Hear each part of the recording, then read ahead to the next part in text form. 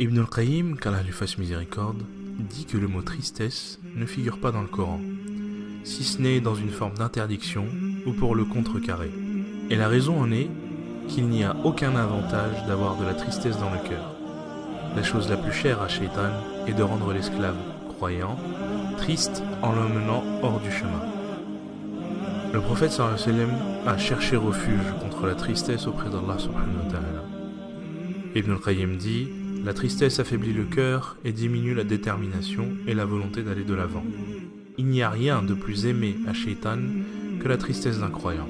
Pour cette raison, soyez heureux, optimistes et pensez en bien d'Allah. Ayez confiance en ce qu'Allah subhanahu wa ta'ala est capable de faire et dépendez de lui. Vous trouverez le bonheur et le plaisir dans toutes les situations.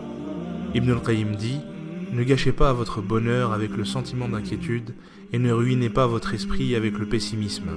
Ne gâchez pas votre succès avec la tromperie et ne ruinez pas l'optimisme des autres en le mettant à mal. Ne ruinez pas votre journée en remuant le passé.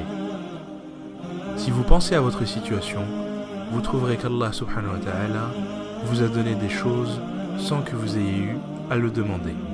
Donc, placez votre confiance en Allah subhanahu wa ta'ala et prenez conscience que tout ce qu'il vous a octroyé ne constitue que des choses qui sont bonnes pour vous. Vous pourriez être en train de dormir et les portes des cieux ont été ouvertes par des du'as qui ont été faites à votre intention. Subhanallah, peut-être de quelqu'un de condition modeste que vous avez aidé, ou quelqu'un de triste à qui vous avez apporté de la joie, ou quelqu'un qui est passé et à qui vous avez souri. Alors ne sous-estimez jamais les bonnes actions.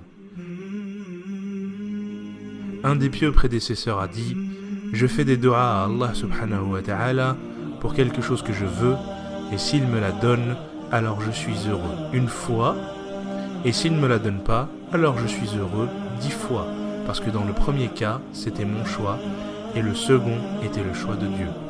Comme Saadi, puisse Allah avoir pitié de lui, a dit: la vie est courte, ne la raccourcissez pas avec les soucis, le chagrin et la tristesse. Alors soyez le gestionnaire d'un cœur qui respire le bonheur et la satisfaction. Puisse Allah subhanahu wa ta'ala faire de chacun de vos moments des moments de bonheur et qu'Allah nous pardonne tout. Amin.